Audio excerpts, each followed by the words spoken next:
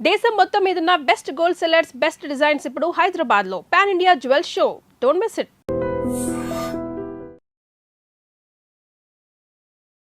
నమస్కారం, welcome to iDream. Dharma Margam with Vijitha కార్యక్రమానికి స్వాగతం.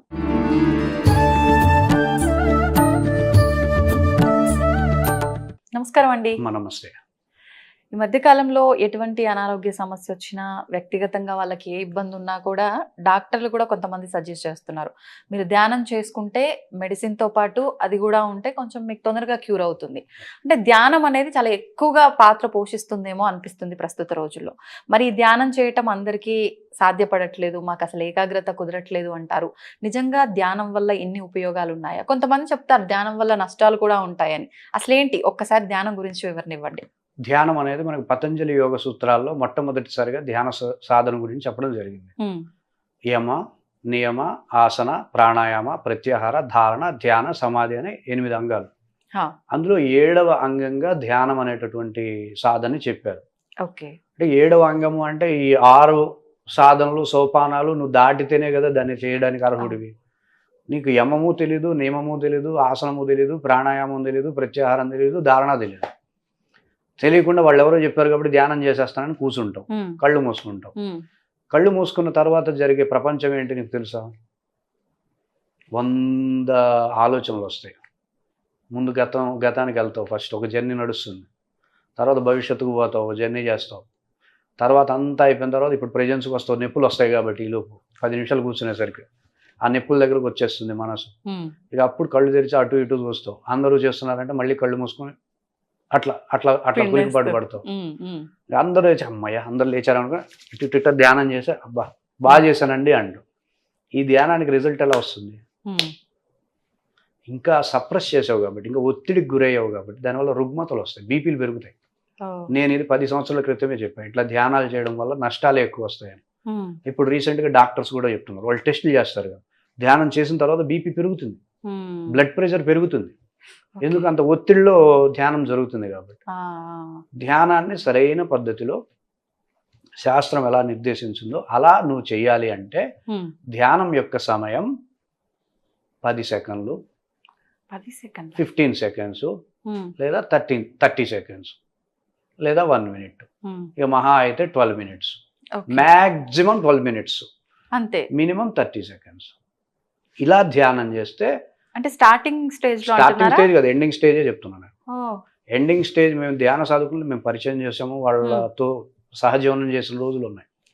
అంత పెద్ద ధ్యాన సాధకులు కూడా గంటలు ఎక్కడా ధ్యానం చేయాలి, ఒక 2 నిమిషాలు అంతే అయిపోయింది. చేయండి, మీరు చేయండి, ఇప్పుడు చేయండి. అసలు అంత తొందరగా చేయండి, చెప్తాను మీకు. అంటే ఊరికే కళ్ళు మూసుకోవడమేనా? బ్రీత్ ఇన్ బ్రీత్ అవుట్ అంతే. Breathe in breathe out. కళ్ళు తెరవండి. ఎలా ఉంది?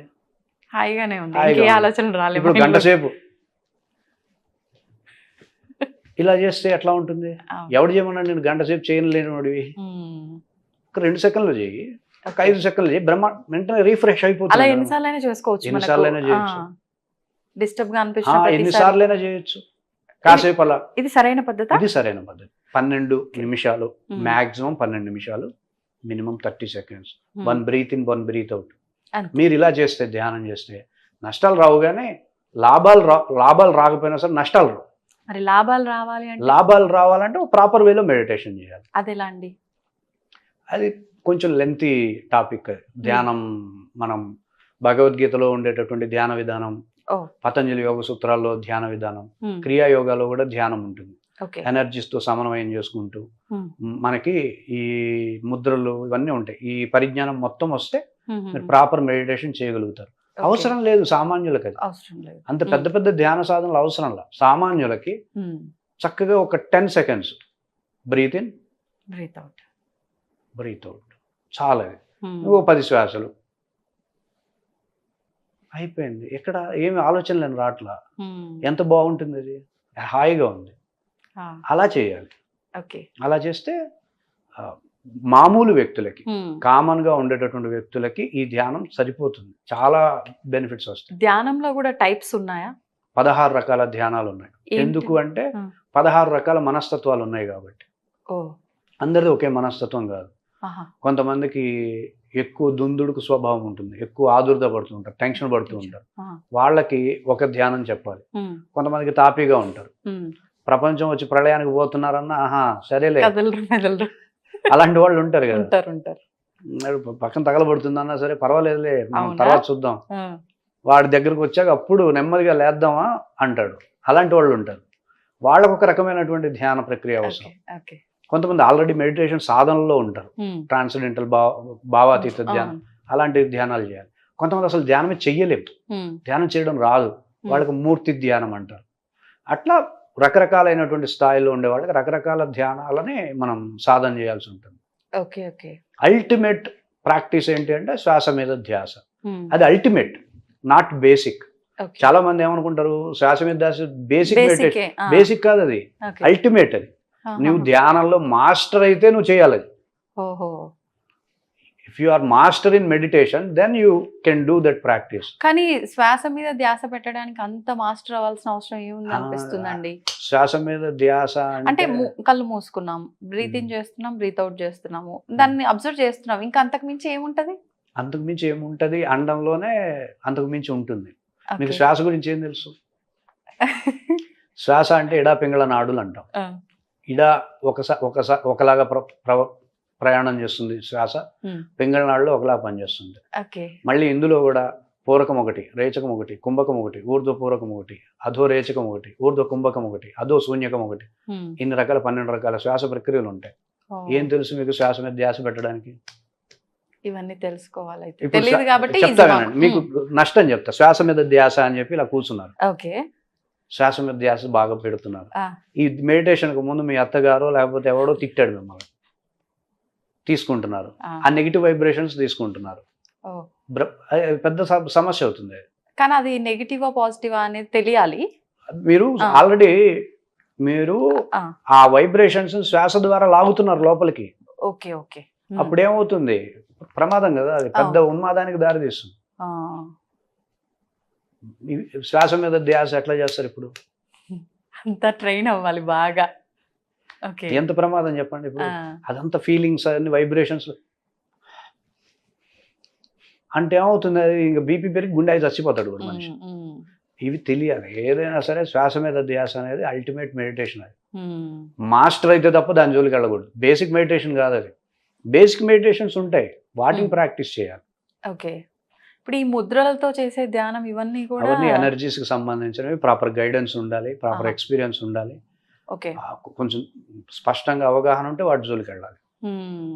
అంటే హెల్త్ ఇష్యూస్ కూడా క్యూర్ అవుతాయా? అంటే పలానా ముద్రతో చేయటం వల్ల ఎలాంటి హెల్త్ ఇష్యూస్ వరకు కూడా అన్ని మనకు హెల్త్ ఇష్యూస్ అన్ని health తెలియాలి మీకు, ఓకే. ప్రాసెస్ తెలియాలి. ఉమ్, ఉమ్, ఉమ్, ఉమ్. అన్ని హెల్త్ ఇష్యూస్ ధ్యానంలో తగ్గుతాయి. ఓకే. ఇప్పుడు మామూలుగా ధ్యానం గురించి చెప్తున్న వాళ్ళు ఎవరైనా బ్రాహ్మీ ముహూర్తంలో మీరు ఎంతసేపు కూర్చోగలిగితే అంతసేపు కూర్చోవాలి, ఇంకా అవసరం లేదు మీరు డేలో అంటారు కదా.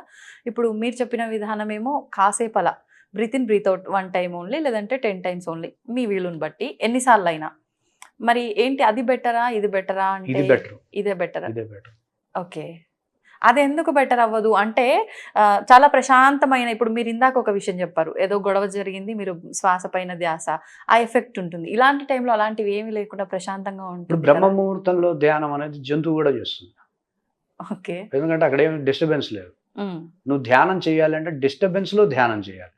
ఉమ్, డిస్టర్బెన్స్లో ఆ డిస్టర్బెన్స్ లేకుండా ఉండే విధంగా నువ్వు ధ్యానం చేయగలగాలి. ఉమ్, దాన్ని ధ్యానం అంటారు. ఓకే. అసలు డిస్టర్బెన్సే లేదు, పొద్దున్నే హాయిగా 1 గంట సేపు చేస్తానంటే అది కాదు ప్రయోజనం. ఉమ్, నీ చుట్టూ డిస్టర్బెన్స్ ఉన్నప్పుడు నువ్వు చేయాలి, మెడిటేషన్ ఉమ్, చేయగలగాలి. అది కదా మెడిటేషన్ అంటే. ఓకే. ఇప్పుడు ఏ సమస్య లేనప్పుడు నేను బాగున్నా అది కాదు, Hmm. సమస్య ఉన్నప్పుడు నువ్వు స్థితప్రజ్ఞత చూపించాలి. ఓకే. మెడిటేషన్ అనేది సమస్య ఉన్నప్పుడు నువ్వు ధ్యాన స్థితికి రావాలి. ఉమ్, దానికి ఇది ఉపయోగపడుతుంది. బ్రహ్మముహూర్తంలో ఎవడైనా చేస్తాడు ధ్యానం. ఉమ్. ఇప్పుడు ఇందాక 1-2 చెప్పారు. ఇంకా ధ్యానం మనం సరైన పద్ధతిలో ఒక గైడెన్స్ లేకుండా చేయటం వల్ల నార్మల్గా కలిగే నష్టాలు ఏంటి?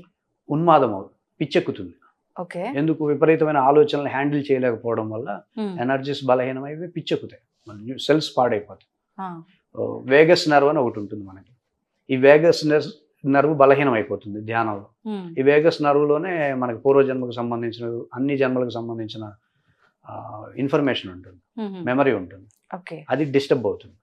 దాంతో ఉన్మాదం అయి పిచ్చెక్కుతున్నాడు. Okay okay. ఇట్లా ధ్యానంలో పిచ్చెక్కించుకున్న వాళ్ళకి మందులు ఉండవు. అది. అంటే మళ్ళీ ధ్యానం ద్వారా సరి చేయొచ్చా? ఇక అయిపోయినట్టే. ఉన్నారా అండి అలా ఎవరైనా? చాలా మంది ఉన్నారు. ఆ, పెద్ద పెద్ద ఆర్గనైజేషన్స్ అన్నీ ఇలానే తయారు చేస్తున్నాయి జనాలను. ఓకే. నేను యోగా ట్రైనర్ని కాబట్టి నా దగ్గరకు వస్తారు వీళ్ళు. నేను ఎక్కువ జనాల మధ్యలోనే ఉంటా కాబట్టి నాకు తెలుస్తాయి అన్ని. ఒక యోగా క్లాస్ చెప్పడం కోసం ఒకళ్ళు ఫోన్ చేశారు, ఇట్లా పరిస్థితి ఉందండి, ఒక ఆర్గనైజేషన్కి వెళ్ళారు, వాళ్ళు సుదీర్ఘంగా మెడిటేషన్ చేయించారు, ఒక 24 గంటలు 24 గంటలు 24 గంటలు చేయించారంట. కేసు అది నాకు చెప్పారు. నేను ఇంటికి వెళ్ళాను, ఆవిడ అక్కడే ఎదురు కూర్చొని ఉంది. రండి అని అన్నారు. రండి అనగా నన్నేనేమో అనుకుని నేను వెళ్ళి కూర్చున్నా. ఎలా ఉన్నారు అంటారు, కిట్కా గారు ఎందుకు అట్లా చల్లటి ప్రదేశంలో ఉంటారు మీరు, అలా అంధకారంలో ఎందుకు ఉంటారు మాట్లాడుతుంటే నేను కాదే నేను అనుకుంటుంటే పక్కన ఆవిడ సలహా చెప్పింది ఇది అని. అప్పుడు అర్థమైంది. అలాంటి వాళ్ళు ఎంతమందిని చూశాను నేను. పాపం నవ్వుతున్నాం కానీ ఇప్పుడు ఆ మెడిటేషన్ ఇప్పుడు ఆవిడని ఎట్లా తగ్గించవచ్చు అంటే, ఈవిడ ఎక్కడికి వెళ్ళి పిచ్చెక్కించుకుందో అక్కడికి వెళ్ళి పిచ్చి తగ్గించుకోవాలండి, మన వల్ల కాదని చెప్పేసి వచ్చేసాను. చేయలేదా? ఇక అది కుదరదండి. ఉన్మాదం పిచ్చెక్కితే అల్లోపతి మెడిసిన్స్ ఏం పనిచేయవు. పిచ్చికి అసలు మందు లేదు. ఓకే. పిచ్చికి అసలు ఏ శాస్త్రంలోనూ మందు లేదు. ఎందుకు? ఏదైనా స్పృహలో ఉంటే ఏదైనా చేస్తాం. అవును. వాళ్ళు ఎక్కడెక్కడో తిరుగుతూ ఏదో వాళ్ళకి కనపడ, మనం చెప్పిన దానికి వాళ్ళకి రియాక్ట్ అవ్వగలగాలి. మనకు కూడా ఎక్కుతుంది పిచ్చి వాళ్ళతో 10 నిమిషాలు ఉంటే. తప్పు కదండి అలా అనడం. నిజం కదా. ఇప్పుడు వాళ్ళు అంటార్కిట్గా అంటుంటే నిజమేమో, నా చుట్టూ అంటార్కిట్గా ఉందేమో అనుకుంటాం కదా. ఇప్పుడు వాళ్ళకి కనపడేవో మనకు కనపడవు, వాళ్ళకి కనపడుతున్నాయంటే మనకు కనపడట్లేదంటే మనకేమైనా ఉందని అనుమానం వస్తుంది. అవును. ఇలాంటివి చూస్తాం మేము. వాళ్ళు రికవరీ చేయండి అంటే ఇంకొక ఆవిడ సరే ఏదో ఒకటి చేద్దాం, మనం పిచ్చి తగ్గిద్దాం, మనకు కూడా పేరు వస్తుంది కదా అనుకున్నాను.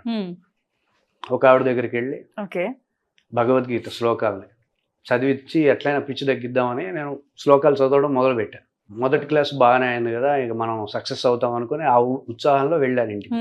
వెళ్ళగానే తల్లి కూతురు ఇద్దరు కూర్చున్నారు. అంతకుముందు తల్లి జుట్టు అంతా బాగానే ఉంది, కొత్తగా ఇక్కడ ఒక ప్యాచ్ లేచిపోయింది, అసలు మొత్తం అంత గుండు కనపడుతుంది.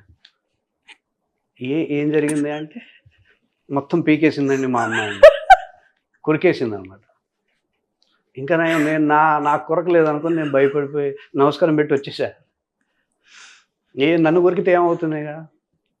అంటే మీరంత గీత అంటే ఒక మంచి పాజిటివ్ రియాక్ట్ అవ్వరా? అసలు పిచ్చి ఇప్పుడు లైవ్ లో మనకు తెలిసింది కదా, పిచ్చి ఎక్కింది అంటే అసలు మనం అవుట్. ఓకే. ఇక వాళ్ళని మనం ట్రీట్మెంట్ చేయాలి అనుకుంటే మనం ఇంకా సూసైడ్ చేసుకుందాం అనుకునే వాళ్ళు వెళ్తారు. కానీ అలోపతిలో చాలా వరకు అవ్వదు, అసలు పిచ్చి ఎక్కితే కుదరదు. అందుకే మెడిటేషన్ చాలా ప్రమాదకరం అంటున్నాం. వాళ్ళందరి బ్యాక్గ్రౌండ్ మేము పరిశీలిస్తే విపరీతమైన మెడిటేషన్స్. ఒక ఆయన ఏమో డబ్బులు తీసుకొని ₹1,00,000 ఎంతో తీసుకుని, ఇది మనకి గచ్చిబౌలిలో డెంటల్ హాస్పిటల్ చైర్మన్ ఆయన. ఆయనకి 20-30 హాస్పిటల్స్ ఉన్నాయి హైదరాబాద్ మొత్తం మీద. ఇవన్నీ నేను లైవ్ ఎగ్జాంపుల్స్ చెప్తున్నా. ఆయన దగ్గర డబ్బులు తీసుకొని హిమాలయాల పర్వతాల దగ్గరికి తీసుకెళ్ళి అక్కడ 8 గంటలు, రోజుకి 8 గంటలు చొప్పున వారం రోజులు మెడిటేషన్ చేయించాడు. 3వ రోజుకి వచ్చేసింది ఆయనకి, తిరిగిపోయింది, పిచ్చి వచ్చేసింది. అయ్యో. మేము ఇంటికి వెళ్ళాలంటే డబ్బులు ఇవ్వండి అంటే ఎందుకు ఇస్తారు వాళ్ళు? ఆయన సొంత డబ్బులు పెట్టుకుని ఇంటికి వచ్చి హాస్పిటల్కి వెళ్ళి తర్వాత ఒక 2 రోజుల తర్వాత వాళ్ళ తెలిసిన వాళ్ళు నాకు కాల్ చేస్తే నేను వెళ్తే ఎక్కడ మాట్లాడతాం, ఆయన ఏదో మాట్లాడుతున్నాడు, ఏదో జరుగుతున్నాయి, మన వల్ల కాదులేండి అని చెప్పేసి వచ్చేసాను. బ్యాక్గ్రౌండ్ ఏంటి అంటే అది. ఇప్పుడు ₹1,00,000 పెట్టాడు దానికోసం, హిమాలయ పర్వతాలకు వెళ్ళాడు. ఎవడు 8 గంటలు ధ్యానం ఎందుకు చేయాలి? అసలు అన్ని గంటలు ఎట్లా అసలు ఈ కాన్సెప్ట్ ఎక్కడుంది శాస్త్రంలో? అన్ని గంటలు మెడిటేషన్ చేయాలని ఎక్కడుంది? ఇప్పుడు అంటే ఋషులు వీళ్ళంతా అది తపస్సు. అది తపస్సు. ముందు ధ్యానంగా మొదలయ్యే అసలు తపస్సు వేరు, ధ్యానం వేరు. తపస్సు ఎలా చేస్తారు? ఆహారం తీసుకుంటారు, నెమ్మదిగా తగ్గించుకుంటారు. తపస్సు అనేది ఒక ఆధారం ఉంటుంది. తపస్సుకు ఒక మంత్రమో ఒక నామమో ఒక ఆధారం చేసుకొని వాళ్ళు అది కూడా బలవంతం చేయరు. ఈరోజు 1 గంట చేస్తారు, ఓకే అనుకుంటే మంచిగా భోజనం చేస్తారు, మంచిగా నిద్రపోతారు అక్కడే. నెమ్మదిగా నెక్స్ట్ డే ఒక 2 days, 2 hours, 3 hours అట్లా గ్రాడ్యువల్ గా పెంచుకుంటూ తపస్సులోకి వెళ్ళిపోతారు.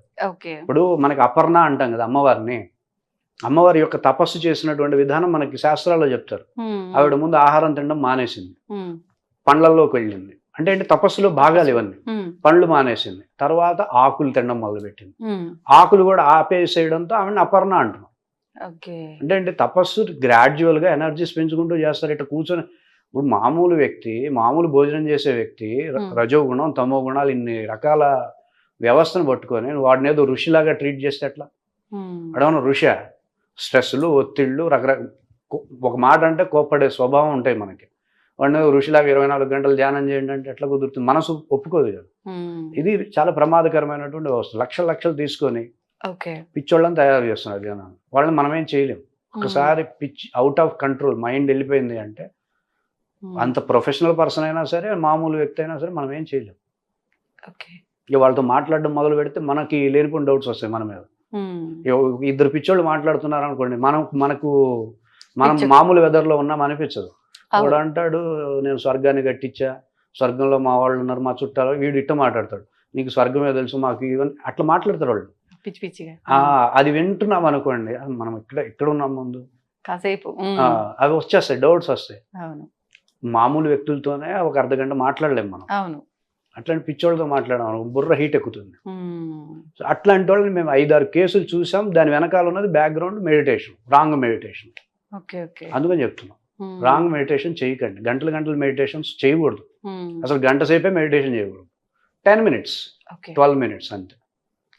ఇప్పుడు డాక్టర్స్ కూడా చెప్తున్నారు. మేము 10 సంవత్సరాల క్రితమే చెప్పాం. ఎవరు వింటారు? డబ్బులు వదిలించుకోవాలి, పిచ్చి తెచ్చుకోవాలి, మంచి తొందరగా ఎక్కదు కదండి. ధ్యానం అక్కర్లేదమ్మా. చక్కగా స్పష్టంగా ఒక పనిని ఏకాగ్రతగా చేసినా కూడా అది ధ్యానంతో సమానమే. అది పనులు చేయరు, పనులు అసలు చేయరు. వంట చేసుకోవచ్చు, ఇల్లు తుడుచుకోవచ్చు, అది ధ్యానం, అవి యోగం. అది అక్కడికెక్కడికో వెళ్ళాలి, వాళ్ళకి వరకు లక్షల డబ్బులు ఇవ్వాలి. 8 గంటలు మెడిటేషన్ చేస్తే ఏమొస్తుంది? ఏమీ రాదు.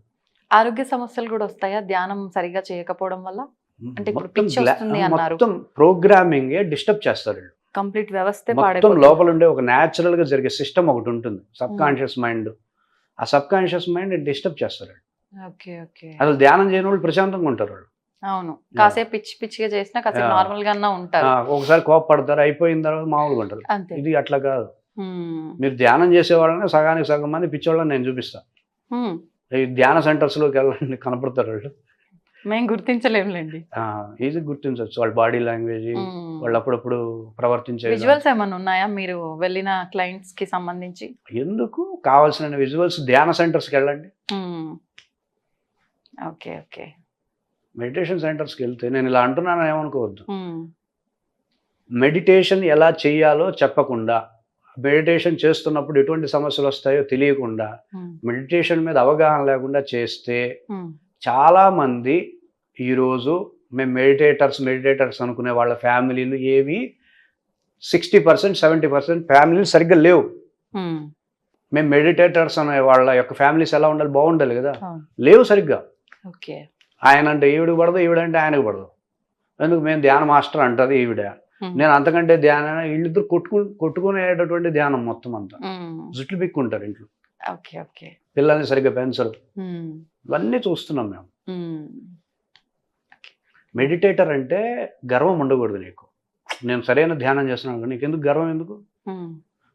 మేము ధ్యాన మాస్టర్ అది చెప్పాల్సిన అవసరం ఏముంది? అదే సరిగ్గా పిచ్చని అర్థం కావట్లేదు.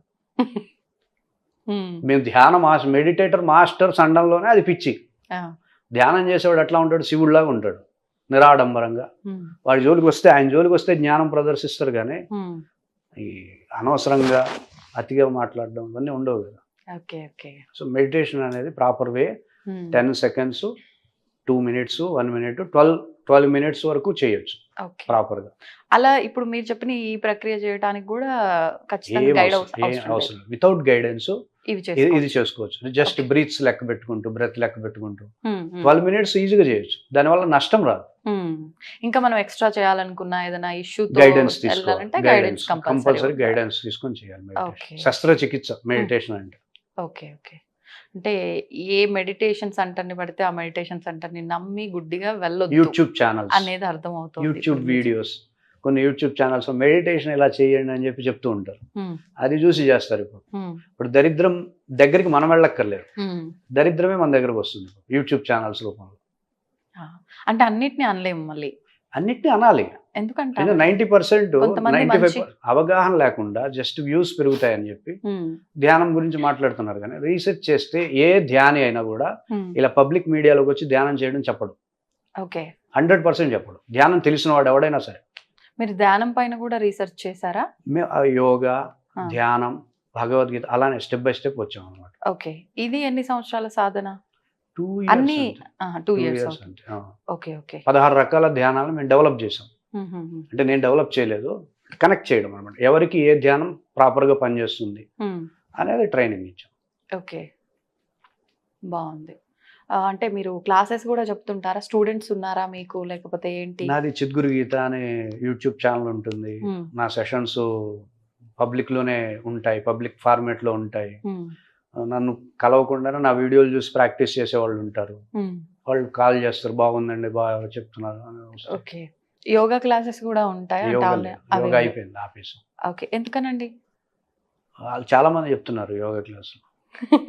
ఎవరి వెర్షన్ వాళ్ళదే కదా. కరెక్టే, కానీ ఇంకా యోగా మీద అప్పుడు చెప్పాం. గతంలో 10 సంవత్సరాల క్రితం యోగా క్లాసులు బ్రహ్మాండంగా తీసుకున్నాం. మీకు చెప్పాలి, ఆంధ్ర తెలంగాణలో డబ్బులు తీసుకున్న యోగా స్టార్ట్ చేసింది నేనే.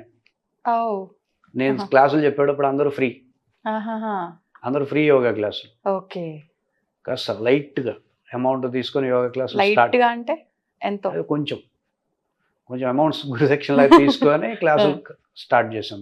ఓకే, బెస్ట్ రిజల్ట్స్ ఇవ్వాలి కదా మేము, రిజల్ట్ ఓరియంటెడ్. రిజల్ట్స్ ఇవ్వకుండా నేను నాకు ఇవ్వండి అని అడగలేం కదా.